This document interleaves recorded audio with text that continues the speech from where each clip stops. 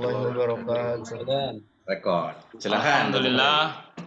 Alhamdulillahilladzi qaddara alaina bil jamaah walau bil WhatsApp atau bil medsos. Di Zoom ya. Asyhadu an la ilaha illallah wahdahu la syarikalah wa asyhadu anna Muhammadan abduhu wa rasuluhu la nabiyya ba'dah. Allahumma shalli wa sallim ala sayyidina wa maulana Muhammadin wa ala alihi wa sahbihi ajmain amma ba'du. Hadatul Mukarram wal Muhtaram Al Alim Syaihi wa Syaihuna Dr. Abdurrahman Misno Ar-Rais SPS Magister Ekonomi Syariah. Sehat selalu untuk Pak Misno, dan di sini ada Pak Ahmad. Sehat selalu Pak Ahmad juga. Dan seluruh yang hadir di sini, silaturahmi kita lewat Zoom ya, walau di Zoom, tapi insya Allah ini juga menjadi silaturahmi, ajang silaturahmi yang sangat luar biasa.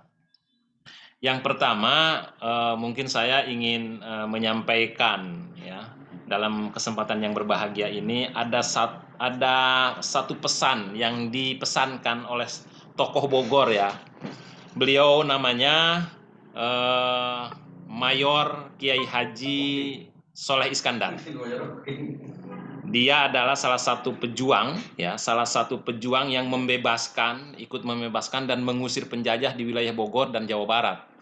Dan terkenal beliau ini di Batalion O namanya, pasukan Hizbullah di bawah komando Siliwangi ya.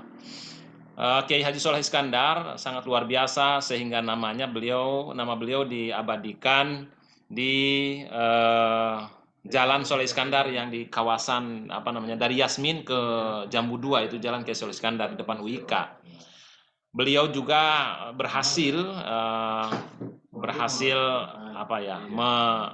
membangun peradaban ya. Salah satu diantaranya yang dibangun oleh beliau UIK, kampus UIK. Beliau bangun, kemudian ada rumah sakit Islam, kemudian ada pesantren pertanian pertama di dunia, yaitu di Darul Falah. Dan beliau juga telah berhasil membangun BPRS terbaik hari ini, yaitu BPRS Amanah Ummah sebagai institusi ekonomi yang ada di Indonesia ini, yang hari ini sangat luar biasa ekonomi syariah ini. BPRS adalah salah satu institusi keuangan yang berbasis syariah, yang kemudian dia lebih kepada microfinance. Dan dia BPRS Amanah Ummah ini terbaik dari 160 kurang lebih BPRS yang ada di Indonesia hari ini, dan dia menjadi terbaik kelima, sangat luar biasa, di Luwiliang yang dibangun oleh Pak Kiai Soleh Iskandar. Ada 3 pesan. Yang pertama ya, sebelum beliau meninggal di tahun 1992, Pak Kiai Soleh Iskandar Allahumma. Yang pertama, jangan berhenti untuk tholabul ilmi. Yang kedua, jangan berhenti bersilaturahmi. Dan yang ketiga, jangan berhenti untuk memperbaiki diri. 3 amanah ini, 3 pesan yang sangat luar biasa. Sebetulnya saya juga udah diskusi sama Dr. Misno, ingin membuat buku ini gitu ya, terkait dengan ingin mengejawantahkan atau menjabarkan terkait pemikiran beliau dalam sebuah buku, pesan dari seorang ulama Bogor. Dan beliau hari ini sedang diusulkan untuk menjadi pahlawan nasional. 3 pesan ini sangat luar biasa, yang mungkin kita sebagai kadernya, kita sebagai generasi penerusnya, terutama para calon magister ekonomi syariah yang ada di INAIS ini, sebagai kader-kader yang ada di Bogor ini, untuk melanjutkan perjuangan beliau ya. Dalam momentum sekarang melaksanakan tholabul ilmi yang beliau pesankan. Pak Misno, fotonya nggak ada nih ya? Kepencet. Oh, kepencet ya. Sorry. Iya, jangan disenggol. Oke, ya. Oke, lanjut. Oke. Momentum tolak Ya, nggak usah di ini. Momentum hari ini, momentum tholabul ilmi yang beliau pesankan. Jangan berhenti untuk selalu tholabul ilmi. Dengan tholabul ilmi kita pada kesempatan hari ini dalam rangka memperbaiki diri kita. Kenapa beliau memesankan kemudian yang terakhir yaitu adalah memperbaiki diri? Karena negara yang hari ini, salah satu negara yang mungkin dianggap negara besar, kuat, dan kokoh, yaitu salah satu di antaranya negara Jepang secara ekonomi. Jepang ini memiliki konsep namanya konsep Kaizen. Kenapa Jepang bisa bertahan, kenapa bisa bertarung, dan kenapa bisa tangguh secara ekonomi, walaupun negaranya tidak sebesar Indonesia. dan dia di tahun 45 hancur luluh lantah negara itu, tapi dia ini sangat besar karena memiliki sistem Kaizen, yaitu perbaikan terus-menerus. Ini sangat linier dengan pesan Kiai Soleh Iskandar, memperbaiki diri yang terus berlanjut terus ya, sustainable ya, yang berlanjut, keberlanjutan memperbaiki diri. Ini penting sekali. Makanya dalam rangka memperbaiki diri kita hari ini dengan belajar di SPS Sekolah Pasca Sarjana INAIS, ini dalam rangka bagaimana kualitas diri kita terbangun. Yang kemudian saya juga diamanahi ya, oleh Dr. Misno untuk mengembangkan atau mungkin berdiskusi sharing terkait dengan mata kuliah kewirausahaan. Kewirausahaan ini sangat penting sekali teman-teman, bahwa kenapa dianggap penting kewirausahaan? Yang pertama, kita sebagai generasi muslim, sebagai kader-kader Islam, bahwa Rasul kita, Rasul yang terbaik ya, bahwa Rasulullah Shallallahu Alaihi Wasallam, Nabi yang terakhir, Nabi yang unggul, Nabi yang menyempurnakan ya, nabi-nabi sebelumnya, kitab-kitab sebelumnya, konsep-konsep sebelumnya, atau ajaran-ajaran sebelumnya. Rasulullah kita sebagai Rasul yang paling mulia juga melakukan entrepreneurship ternyata. Dari sirah Nabawiyah, bahwa Rasulullah Shallallahu Alaihi Wasallam ternyata dari sisi waktunya itu lebih lama hidup beliau itu untuk pengembangan muamalah sebetulnya. Kita lihat dari sepeninggalnya ibu ya, Siti Aminah rahimahullah, semoga Allah merahmati Siti Aminah, di usia 6 tahun. Kemudian beliau dirawat oleh paman beliau ya, dirawat oleh paman beliau sampai oleh kakek, kemudian oleh paman ini ya yang paling Abdul Muthalib inilah yang paling lama merawatnya. Di usia 12 tahun beliau udah diajak bisnis dengan paman ya Abdul Muthalib ini. 12 tahun sampai kemudian beliau menjelang usia 25 tahun beliau udah pandai ya. Rasulullah ini udah pandai berdagang, bermuamalah al-iqtisadiyah atau bermuamalah al-maliyah yang terkait dengan bisnis. Kita tahu bahwa di Sirah Nabawiyah dijelaskan di usia 19 tahun Rasulullah sudah 5 kali ke luar negeri dalam rangka mengekspor barang-barang dari Siti Khadijah ke negeri Sam. Jualannya itu bukan dalam kota, jualannya itu bukan dalam kampung, tapi beliau itu undang ke mungkin mancanegara atau paling tidak ke negara-negara Sam. Negara-negara Sam ini sangat sangat luar biasa yang jangkauan usaha Rasulullah di usia umur 19 tahun. Dan kemudian Rasulullah di usia menjelang menikah dengan Siti Khadijah, Rasulullah itu tidak merepotkan orang lain.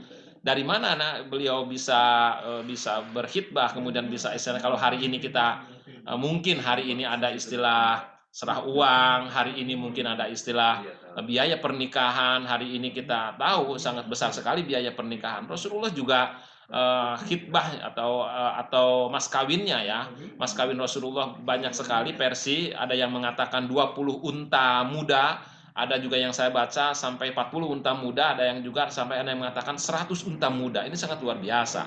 Dari mana? Beliau berarti dari berwirausaha. Ya. Jadi intinya bahwa pasca Rasulullah kemudian nikah juga masih berwirausaha, entrepreneur. Inilah saya ingin mengatakan bahwa betapa pentingnya entrepreneur untuk kader-kader muslim. Untuk calon-calon magister ini. Sampai kemudian Rasulullah usia 30 tahun sampai 40 tahun itu masih berwirausaha mengembangkan ekonomi. Baru nanti setelah di atas 40 tahun Rasulullah baru fokus kepada amanah Allah Subhanahu wa taala, yaitu bagaimana menyebarkan atau dakwah la ilaha illallah kan. Kemudian menyebarkan kalimah-kalimah Allah dan menyebarkan tauhid di situ di kota Mekah sekitar kurang lebih 12 tahun. Nah, disitulah kemungkinan Rasulullah muamalahnya dikurangin karena beliau ini mendapat amanah dari Allah untuk menyebarkan atau mentauhidkan umat manusia.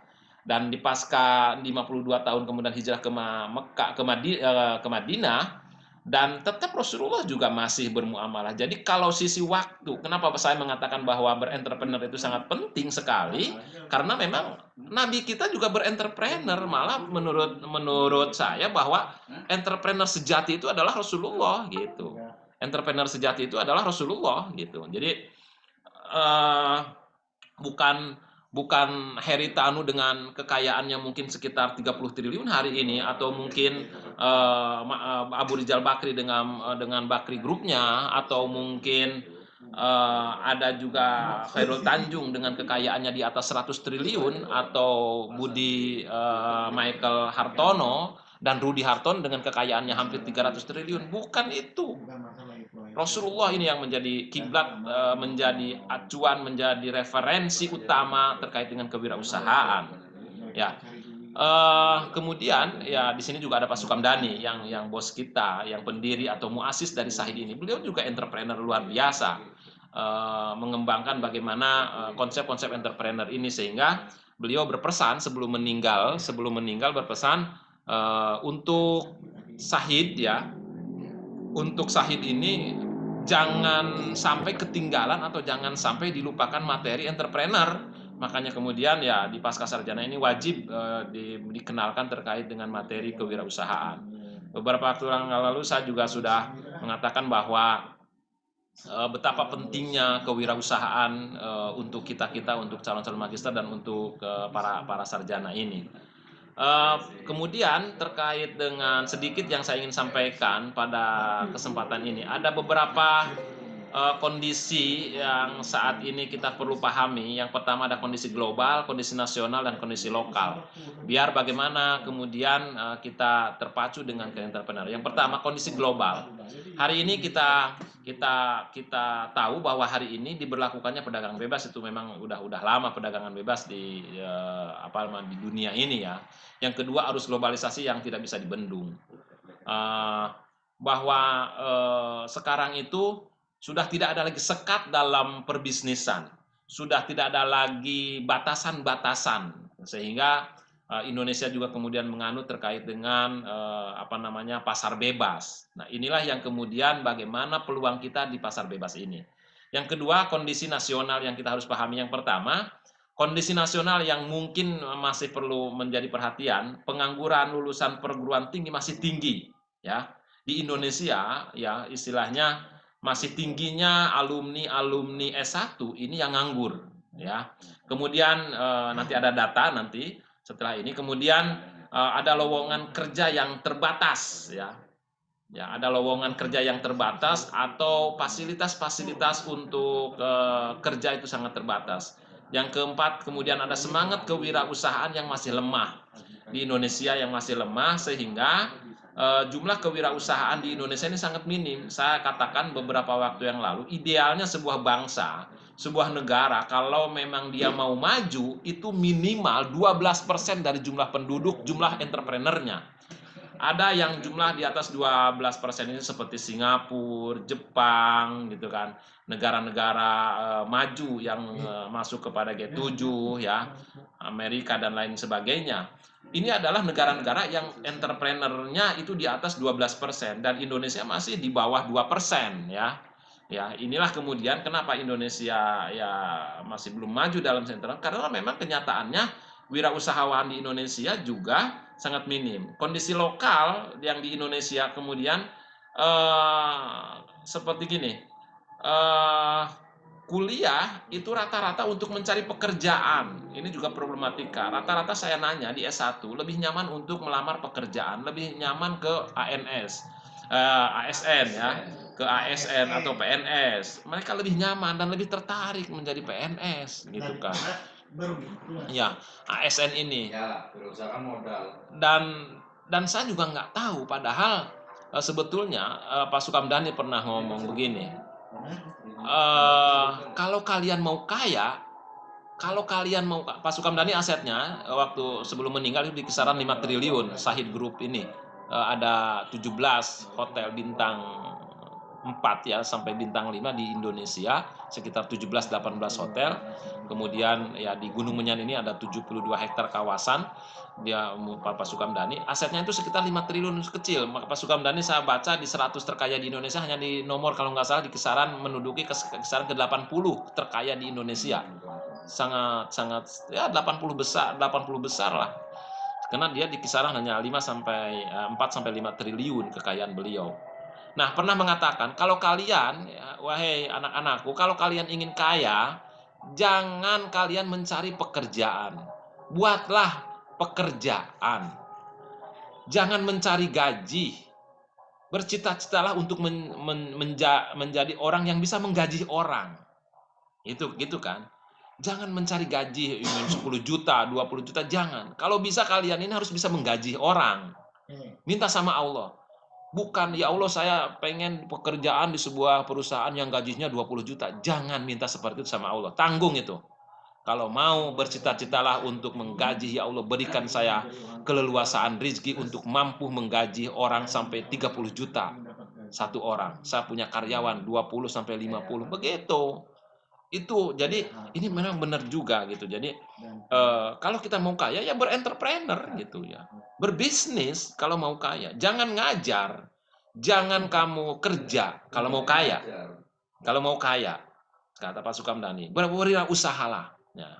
Nah sekarang bagaimana kemudian kalau kita, Pak Bukhori saya udah jadi dosen, Pak Bukhori saya udah jadi ngajar, saya udah kerja, oke nggak apa-apa. Kalau kalian, ya kalau Anda sudah menjadi manajer dalam sebuah perusahaan dengan gaji di atas 10 juta, maka bercita-cita belum terlambat untuk menjadi entrepreneur. Bagaimana caranya? Uang itu dikumpulkan, ditabungkan, dan belajarlah kecil ya, step by step untuk menjadi entrepreneur. Seperti apa? Kan bisa Anda jadi bos nanti. Jadi bos tukang bakso, jadi bos tukang somai, atau Anda memiliki agen atau agen air, atau Anda membuka warung pulsa dengan menggaji beberapa karyawan dari gaji Anda. Seperti itu. Jadi tidak menutup kemungkinan dan tidak terlambat kalau kita mau berentrepreneur. Yang jelas gaji yang ada itu jangan kemudian disimpan di bank. Gitu kan? Jangan disimpan di bank sampai karatan nantinya. Nah, jadi ya kalau mau diputarkan, dijadikan bisnis ya. Kita memantau dari pekerjaan kita. Kita sebagai dosen, sebagai guru, sebagai tenaga pekerja di perusahaan lain, kita memantau, oh ternyata kita punya anak buah sampai anak buah banyak sampai 100 orang. Ternyata itu anak-anak buah kita yang dagang, kita biayai dagang, kita modali dagang. Kita manage, berarti dia biar jujur, biar amanah dalam proses entrepreneur ini. Nah, kemudian terkait dengan GCI atau Grow Competitive Index ya, ada pertumbuhan kompetitif indeks di negara-negara dunia. Di sini ada beberapa negara yang rankingnya, skornya itu ada yang di atas itu Switzerland, Swedia, Singapura, United States, Amerika, Jepang, Malaysia, Cina, Brunei, Thailand, dan Indonesia pada posisi ranking ke-44 di dunia yang terkait dengan indeks kompetisi pertumbuhan atau daya saing bangsanya. Ya. Sebetulnya nanti saya akan share ini terkait dengan ini materinya, cuma ini karena menggunakan laptop Prof. Misno. Indonesia di posisi ke-44 ya. Ini sangat luar biasa dengan skornya di sini 4,43 terkait dengan daya saing bangsanya dari negara-negara yang ada di dunia. Ya, sangat luar biasa ya. Berarti kita masih terbelakang. Ini ada data yang sangat luar biasa. Kemudian terkait dengan jumlah pengangguran berdasarkan tingkat pendidikan, saya ini ada data di sini. Jumlah pendidikan SD atau madrasah ya ibtidaiyah di sini ada sekitar 3.419.614 ya. Jadi 3.419.614, 3.400.000 lebih terkait dengan pengangguran di Indonesia dengan rata-rata 32% SD ya. Pendidikannya adalah pendidikan SD. Kemudian pendidikan SMP, SLTP ada sekitar 2.600.000 dengan persentase 25%. Diploma dan SMTA itu sekitar 3 juta ya, 3,7 juta. Kemudian diploma dan akademik sekitar 330.000 dan universitas pengangguran, jumlah pengangguran berdasarkan tingkat pendidikan yang ada di universitas, di dalamnya ada sekolah tinggi, ada ada kemudian universitas, ada institut ya. Itu sekitar 400,890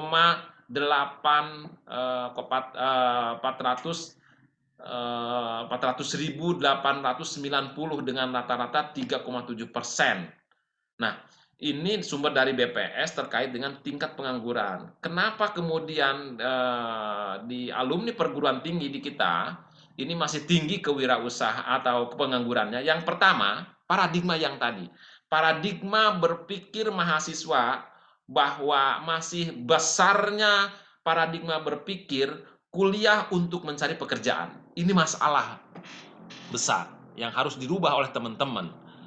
Jangan lagi berdoa sama Allah untuk meraih atau mendapatkan pekerjaan, tapi menciptakan pekerjaan.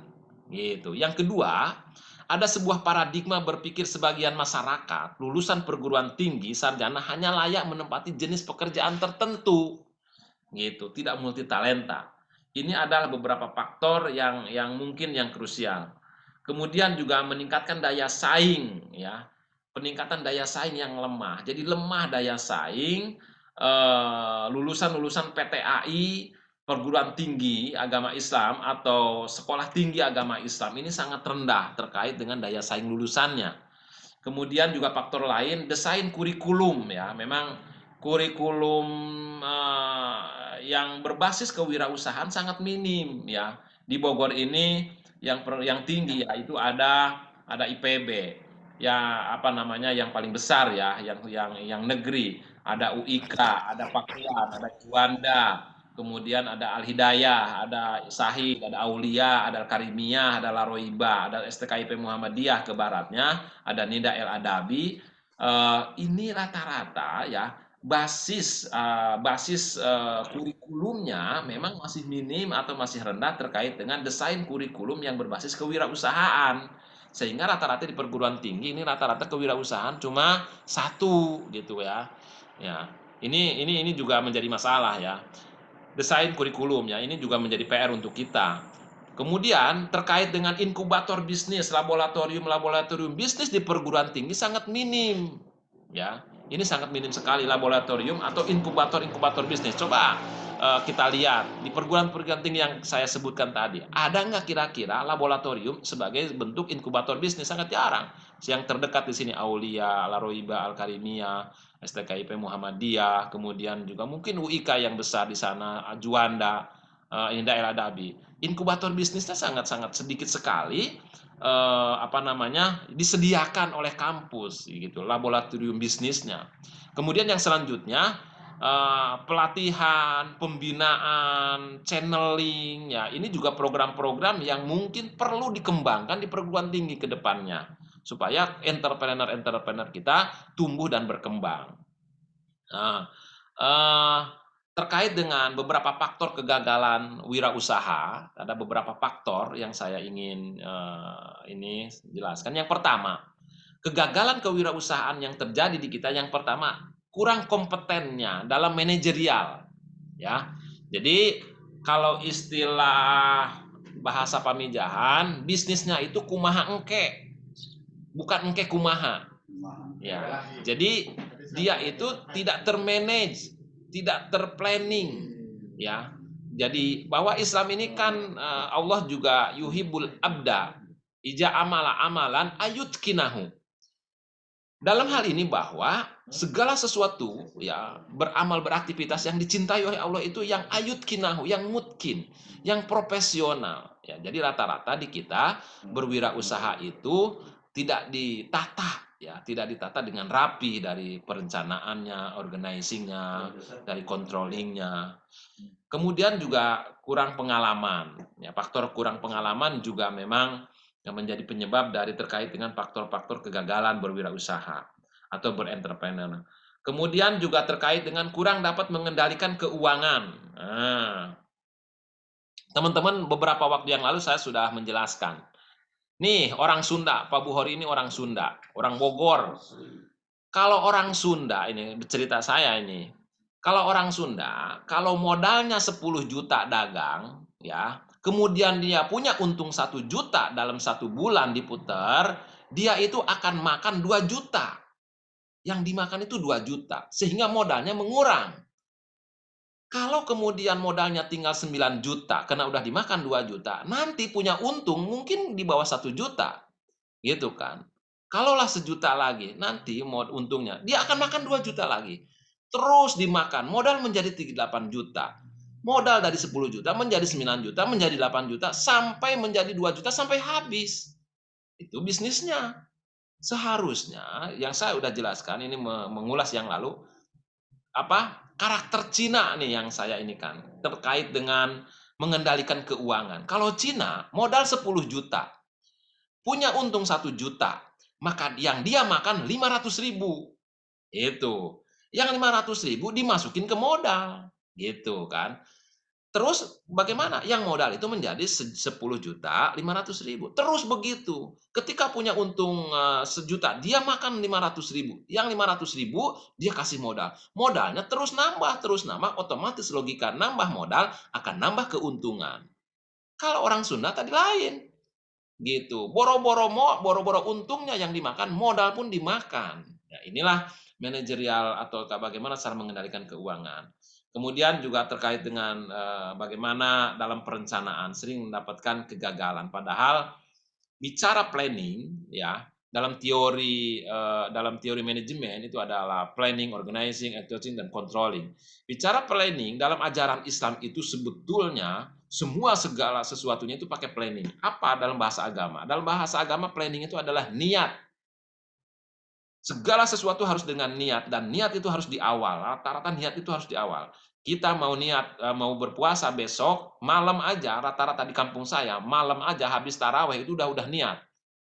Walaupun saya di labji ya ada lapaznya gitu kan, ada nawaitu, saumal godi, ana andai, padu sahri Ramadan. Itu pada tarawih dibaca. Berarti apa maksudnya?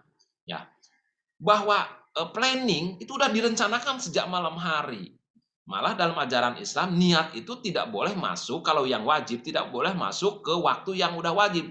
Kalau udah masuk subuh itu batal niatnya kalau puasa wajib. Gitu kan, nggak bisa, harus sebelumnya.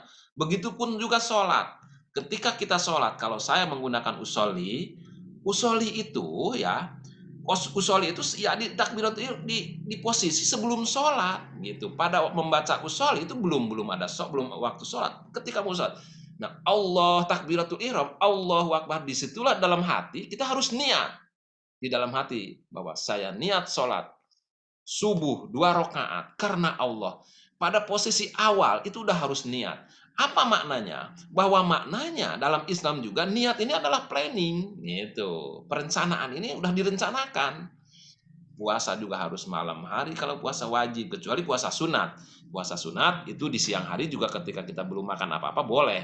Karena ada sebuah kisah Rasulullah ketika Rasulullah belum makan apa-apa udah pagi atau udah siang, dan itu niat puasa sunat. Oke, kalau sunat, kalau wajib itu harus sebelumnya. Inilah terkait dengan perencanaan. Jadi kurang pengawasan peralatan ya, salah satu diantaranya pengawasan peralatan juga ini menjadi faktor kegagalan. Kurang sungguh-sungguh ya, padahal Islam mengajarkan menjada wajada, mankada wajada, atau banyak sekali terkait dengan teori-teori mujahadah, teori-teori bersungguh-sungguh di dalam ajaran Islam. Serius dalam berbuat, serius dalam beramal. Ini sekali lagi bahwa jadi malah ada gini, di Sunda punten ya, ini lagi. Saya orang Pamijahan. Kalau di Sunda, kalau bisnis suka pilih istilah bahasa tuturut muning. You know tuturut muning? Kalau Kang Sesep mungkin tahu tuturut muning, Kang Sesep ya. Kang Sesep tahu nggak tuturut muning? Luan buntut munding. Kang Sesep tahu nggak? Pipiluan. Ah? Ikut-ikutan. Ikut-ikutan tuturut Kang Ajat.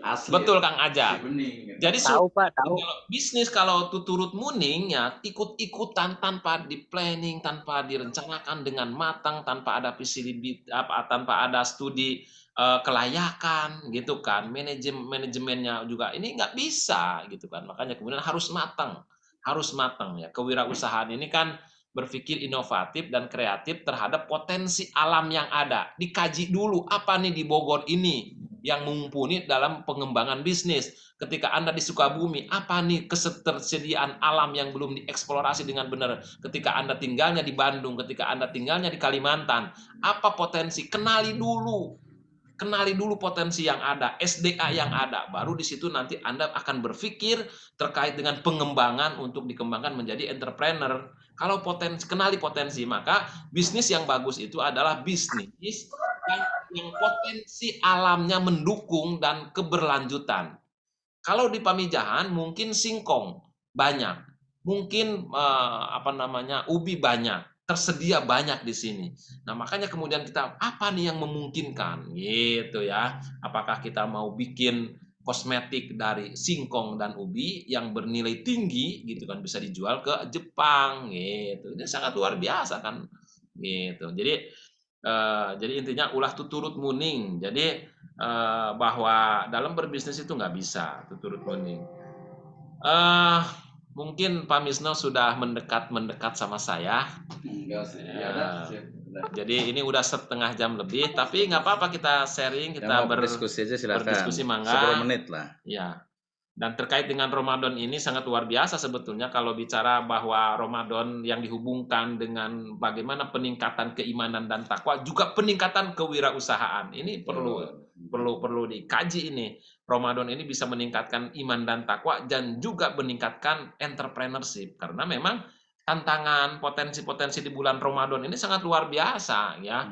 Orang yang bisa mengeruk keuntungan dengan mungkin miliaran, ratusan miliar dengan adanya bulan Ramadan. Cuma disayangkan memang ya sekarang ini dari sisi data produsen-produsen yang memanfaatkan bulan Ramadan ini banyaknya ya banyak non-muslim kalau dijumlahkan terkait dengan produk-produk yang laku di bulan Ramadan itu banyaknya dari non-muslim. Lihat aja coba produknya. Produk sirup coba siapa yang punya? Produk susu siapa yang punya? Ya, produk kain samping sarung itu mayoritas samping sarung yang puluhan itu punya si engkoh kata Kang Misno ini gitu kan. Orang punya si sipit gitu kan. Inilah masih peluang bisnis kita ini yang harus kita bangun, harus ambisi kita untuk bagaimana kaya, meraih kekayaan di dunia. Setelah kaya baru kita distribusikan dengan baik ke orang-orang miskin dan membutuhkan. Begitu. Mangga kalau memang ada mau kita diskusi, mau sharing, ya kata Pak Misno 5 menit katanya. Ya silahkan. Siapa yang mau menanggapi ya kita sharing aja. Saya mau menanggapi ini menarik nih. Jadi kita disuruh meningkatkan ketakwaan, iman, juga meningkatkan ekonomi itu betul. Ya. Karena Rasulullah sudah mengajarkan dari 3 bulan yang lalu kan kita disuruh berdoa. Allahumma barik lana fi Rajab wa Sya'ban wa balighna Ramadan. Nah, tapi orang-orang pebisnis itu dimanfaatkan juga. Dia mempersiapkan bisnis itu 3 bulan yang lalu juga. Makanya sarung iklan tuh, sarung-sarung yang diiklankan, biskuit yang diiklankan, sirup diiklankan dari 3 bulan yang lalu. Nah, pas di Ramadan laku keras. Emang ini sebetulnya banyak di bulan Ramadan ini ekonomi memang menggeliat ya dalam kondisi apapun. Kalau saya perhatikan, ya, dagang apa juga laku. Kok laku. Asal jangan dagang gorengan aja sekarang mah minyak Mahal minyaknya. Tapi laku juga ya. Gorengan pun sekalipun mahal, ini luar biasa ini. Itu laku. Ya, berkah Ramadan. Berkah Ramadan ini luar biasa. Semahal bodoh amat sekarang mau pemerintah mau ngehargain 100.000 sekilo juga dibeli kayaknya ya. Iya betul. Yang penting kebeli. Yang penting kembali Kang Ajat bener gitu kan. Mau Ada duitnya. yang penting ada duitnya gitu kan. Terserah mau pertamak 50.000 juga terserah lah gitu ya. Ada. Umat Islam Optimis lah, yang penting ada duitnya. Jadi memang kita sebagai umat Islam yang penting optimis saja. Optimis ya, masalah ya, salah syukur. Ya, tapi kan harus usaha juga. Kalau Iya. minimal kita ada kontribusinya kan, pemerintah kita seperti apa nih. Nah, Ya harus ada komentarnya juga, jangan Oh, gitu. seperti setan bisu kan. Iya. iya. Ya minimal dengan tulisan Pak Syukur Syukur. bikin video gitu Iya, kan. iya. Biar viral Pak Syukur bikin video tentang kebijakan pemerintah nih. Wah, mantap. Iya. Betul. Memang, Ya udah itu aja dari saya. Terima ya, kasih. terima kasih Pak Syukur, ya sepakat dengan apa yang ini kan oleh Pak Syukur. Memang walaupun tadi ya terkait dengan kondisi kita susah ekonomi hari ini, yang pertama kita tetap optimis ya. Susah memang betul ya, kita rasakan ekonomi susah, politik riweuh sekarang itu, tapi ya tadi itu jangan jadi setan bisu. Jadi kita memang harus melawan paling tidak dengan dakwah bil tulisan ya. Ketika kita memang bil lisan juga susah, bil tulisan juga penting. Dakwah ini ada dua, bil lisan atau bil tulisan. Jadi terkait dengan ini juga saya juga sebetulnya teman-teman mahasiswa ya sekarang ini dari kemarin sudah bergerak terus, malah ya istilahnya pada konsultasi, Pak Bukhari gimana ini ya silakan, kamu kan memang dunianya, silakan kalau memang mau aksi sebagai sebuah bentuk kebebasan berpendapat, kebebasan berpikir, kebebasan berbicara, silahkan kalau mau aksi. Ya memang negara kita ini harus mahasiswa harus bersuara. Kamu jangan jadi setan bisu gitu kan ketika melihat ketidakbenaran yang dilakukan oleh pemerintah gitu kan, karena memang ini sudah di luar ini gitu kan, rasionalis udah tidak logis lah kondisi seperti ini gitu kan. Banyak kebijakan-kebijakan yang tidak berpihak kepada rakyat. Ya kamu harus bergerak. Nah, seperti itu yang saya bisa lakukan biar tidak jadi setan bisu, kata Pak Misno gitu kan. Nggak tahu nih teman-teman gimana gerakan-gerakan teman-teman terkait dengan minyak mahal, kemudian BBM juga sekarang naik, kemudian juga keuangan juga susah, masyarakat kecil sekarang banyak yang berteriak gitu kan. Bagaimana pendapat teman-teman ini? Silakan Kang Ajat. Komentar. Iya. Tentang minyak mahal ya Pak ya. Apa perlu kita bikin pabrik minyak nih? Wah, kayaknya perlu nih. Silakan Kang Ajat. Oke. Tadi saya agak menangkap tentang kondisi nasional ya Pak ya. Salah satunya tentang kewirausahaan, itu salah satunya adalah tentang kondisi nasional. Banyaknya pengangguran S1 sangat banyak ya. Terus semangat kewirausahaan sangat lemah sekali ya. Nah, saya rasa kondisi nasional kayak seperti ini di Indonesia itu yang jadi permasalahannya itu tentu kan di negara kita sendiri ya. Negara kita itu kayaknya dibentuk untuk masyarakatnya, dibentuk untuk jadi konsumtif. Kayaknya. Giring menjadi konsumtif ya. Ya, buktinya begini, buktinya kan ajan dulu kayaknya ya.